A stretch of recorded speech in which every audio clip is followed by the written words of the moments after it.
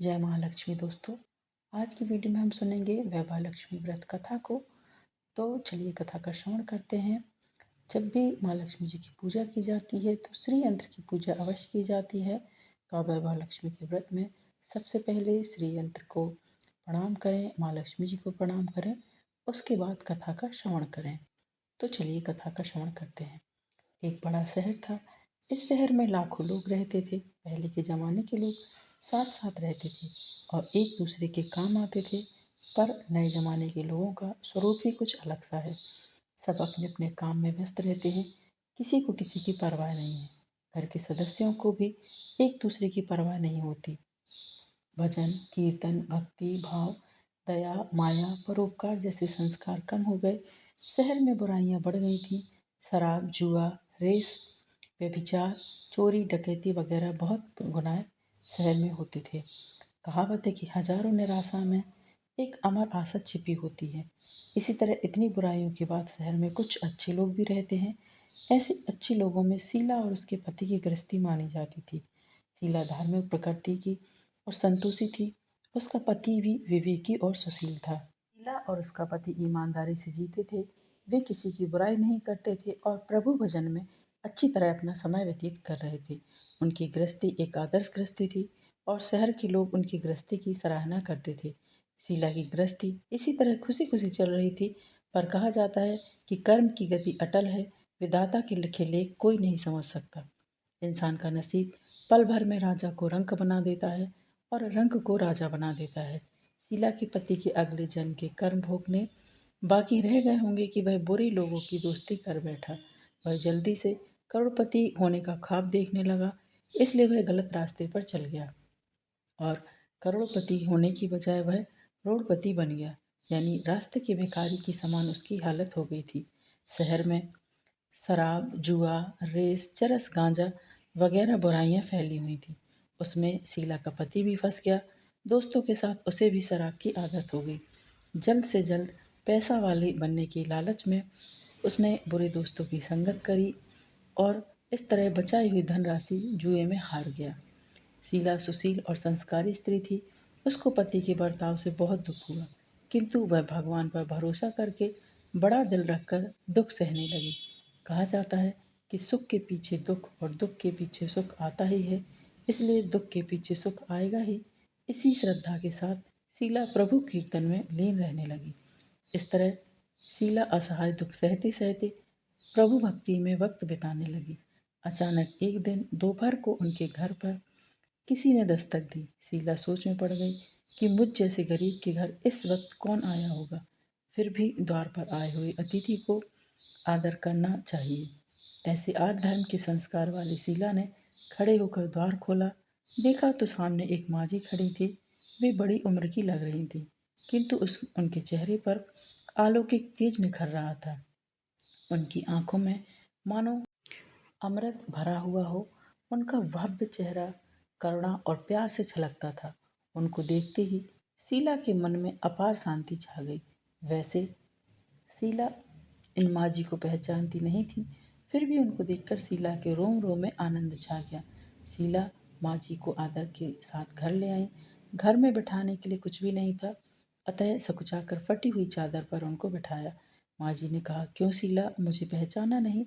शीला ने सकुचाकर कहा, माँ, आपको देखते ही बहुत खुशी हो रही है, बहुत शांति मिल रही है। ऐसा लगता है कि मैं बहुत दिनों से जिसे ढूंढ रही थी वे आप ही हैं, पर मैं आपको पहचान नहीं सकती। माँ जी ने हंसकर कहा, क्यों भूल गई?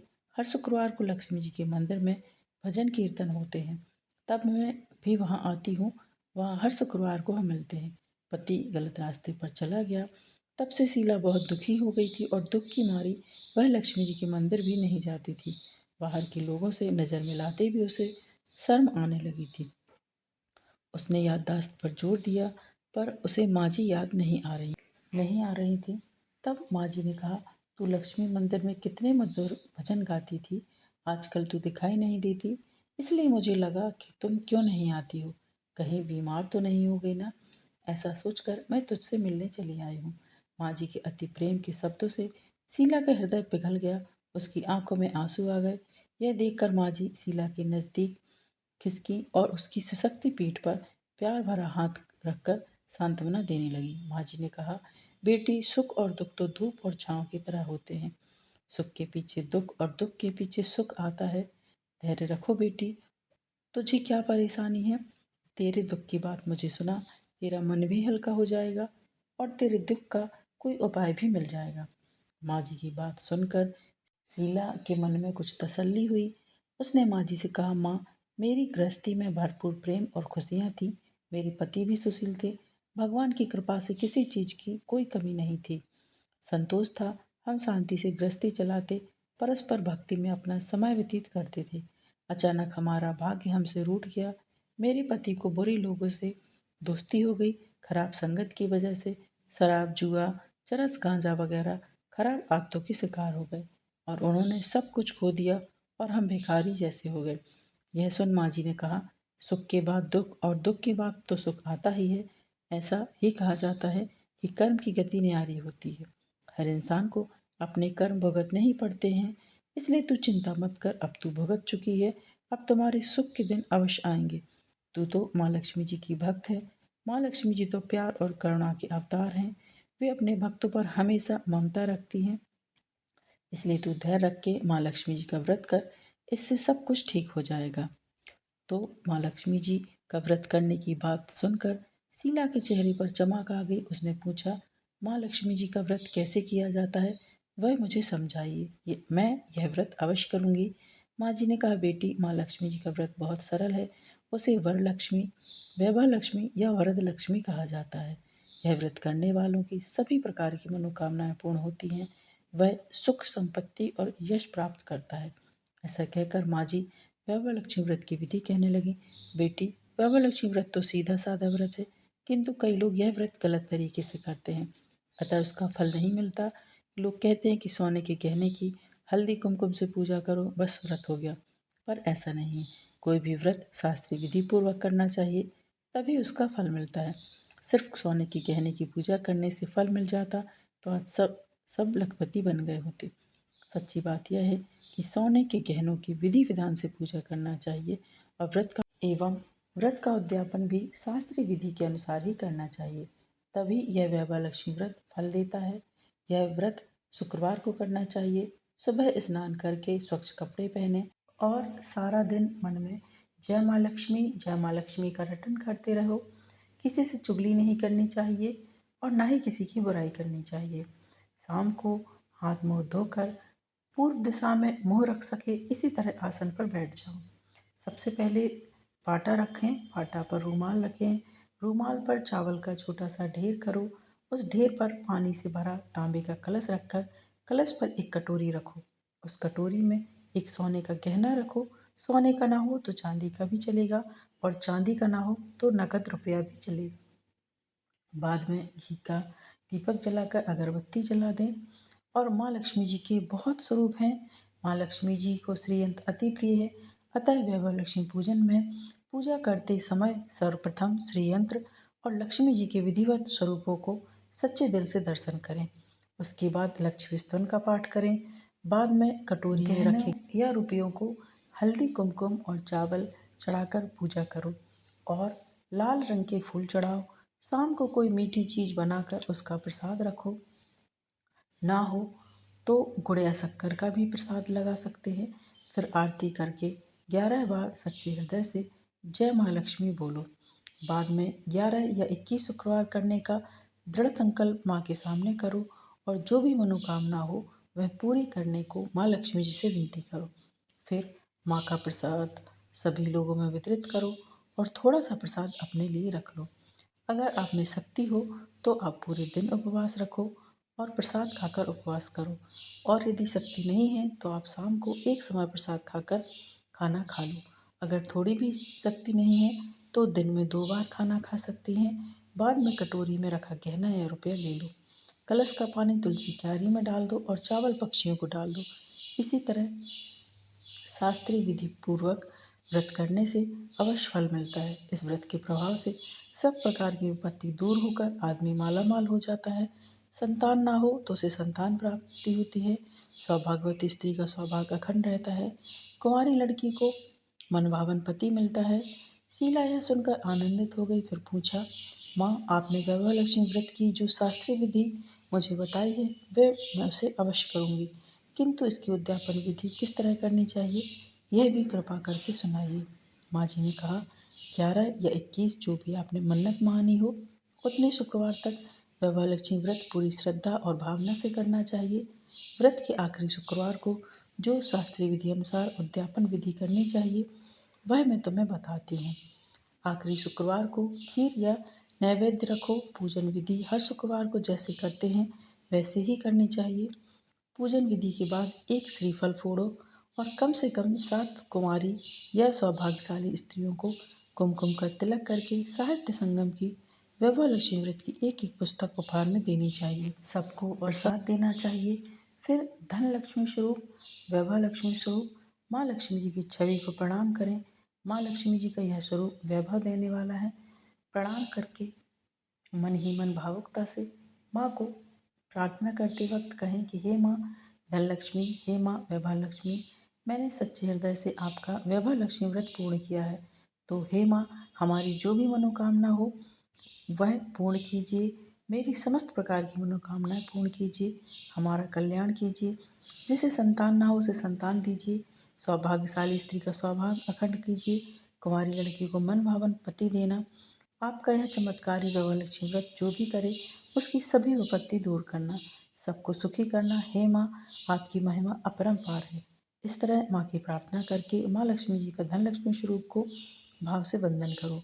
माँ जी के पास से वैभव लक्ष्मी व्रत की शास्त्रीय विधि सुनकर शीला वहाँ विभोर हो उठी। उसे लगा मानो सुख का रास्ता मिल गया। उसने आंखें बंद करके मन ही मन उसी क्षण संकल्प लिया कि हे वैभव लक्ष्मी, मैं भी माँ जी के कहे अनुसार श्रद्धा से शास्त्रीय विधि अनुसार वैभव लक्ष्मी व्रत 21 शुक्रवार तक करूँगी और व्रत की शास्त्रीय विधि अनुसार उद्यापन विधि भी करूँगी। शीला ने संकल्प कर आंखें खोली तो सामने कोई नहीं था। वह माँ जी विस्मित हो गई थी। यह माँ जी दूसरा कोई और नहीं था, साक्षात माँ लक्ष्मी जी थी। शीला लक्ष्मी जी की भक्त थी।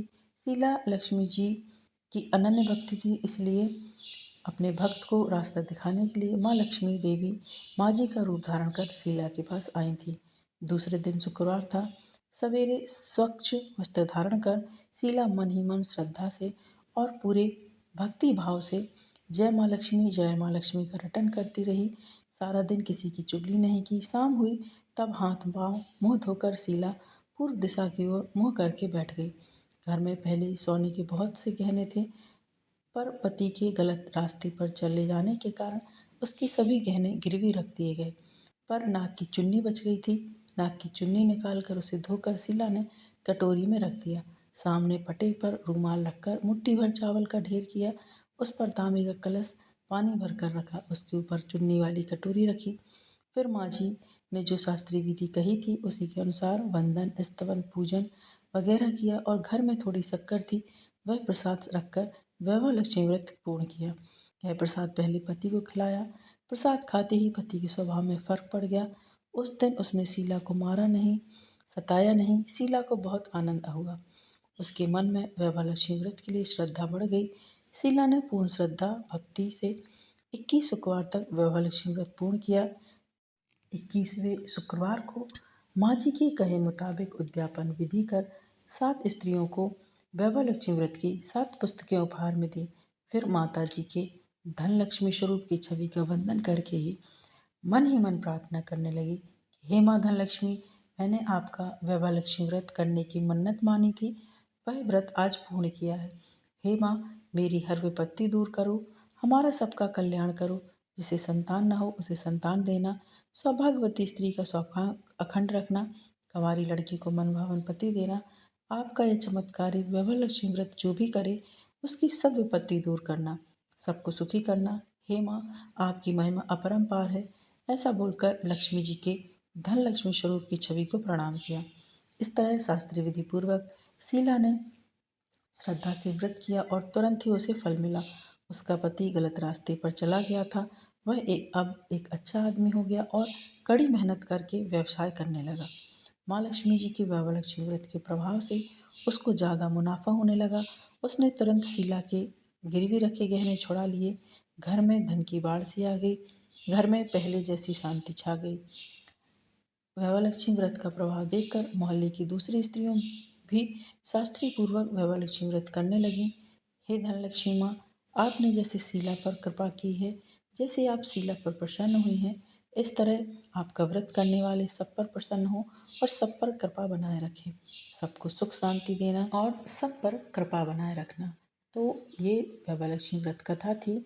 और जो आपको तस्वीर में श्री यंत्र दिख रहा है, तो इस श्री यंत्र की वैवालक्ष्मी जी के साथ पूजा अवश्य करनी चाहिए, क्योंकि श्री यंत्र के दर्शन करने से, श्री यंत्र की पूजा करने से धन धान्य की कभी भी कमी नहीं होती है।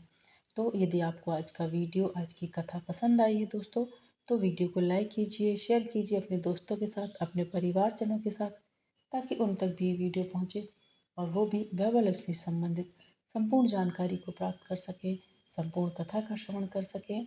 और यदि आप चैनल पर नए हैं तो चैनल को सब्सक्राइब अवश्य करें, साथ ही बेल आइकन को प्रेस करें। इससे ये होगा कि मैं कोई भी वीडियो अपलोड करूँगी तो इसकी नोटिफिकेशन सबसे पहले आपके पास पहुँच जाएगी। आगामी व्रतों एवं त्योहारों की जानकारी के लिए चैनल पर बने रहें। मिलते हैं नेक्स्ट वीडियो में दोस्तों। हर हर महादेव, श्रीमन्नारायण, जय माँ लक्ष्मी।